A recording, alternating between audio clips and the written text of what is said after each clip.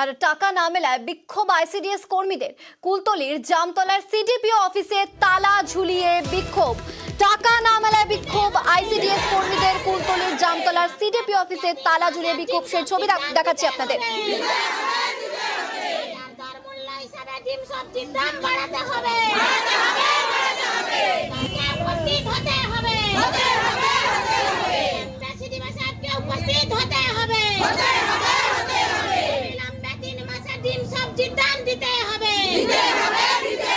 অর্পণ রয়েছে ফোনে, অর্পণের সঙ্গে কথা বলবো। অর্পণ, ঠিক কি অভিযোগ? এর আগেও কি কর্তৃপক্ষকে তারা অভিযোগ জানিয়েছিলেন?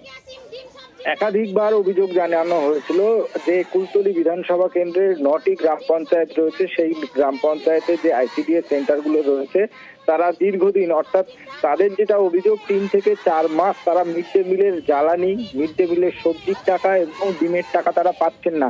স্বাভাবিকভাবেই যারা এই মিড ডে মিলে পাচ্ছেন তারাও এসে সেখানে অভিযোগ করছেন, অর্থাৎ যারা আইসিডিএস সেন্টারে যারা পড়তে আসেন যে শিশুরা, তার অভিভাবকরা, তারা ঠিক মতো তারা সবজি বা তার সঙ্গে ডিম তারা খাবার পাচ্ছেন না। এবং তাদের যেটা অভিযোগ যে দীর্ঘদিন ধরে বিভিন্নভাবে বিভিন্ন দপ্তরে জানিয়েছেন, কোনো রকম তারা সুরাহা পাননি। অবশেষে জামতলার যে সিডিপিও অফিস রয়েছে সেখানে তারা এসে বিক্ষোভে সামিল হন। সিডিপিওর অফিসে তারা তালা ঝুলিয়ে দিয়ে তাদের যে রাস্তা, সেই রাস্তার উপরে বসে তারা বিক্ষোভ দেখান। যদিও সিডিপিওর সঙ্গে আমরা কথা বলেছিলাম, তিনি যেটা জানাচ্ছেন, ডিপার্টমেন্টকে পুরো বিষয়টি জানানো হয়েছে, টাকা আসছে না, তাই তাদেরকে টাকা বকেয়া রয়েছে, সেই টাকা মেটানো আসছে না। বিভিন্ন জায়গায় বিভিন্ন বক্তব্য নিয়ে বিক্ষোভ।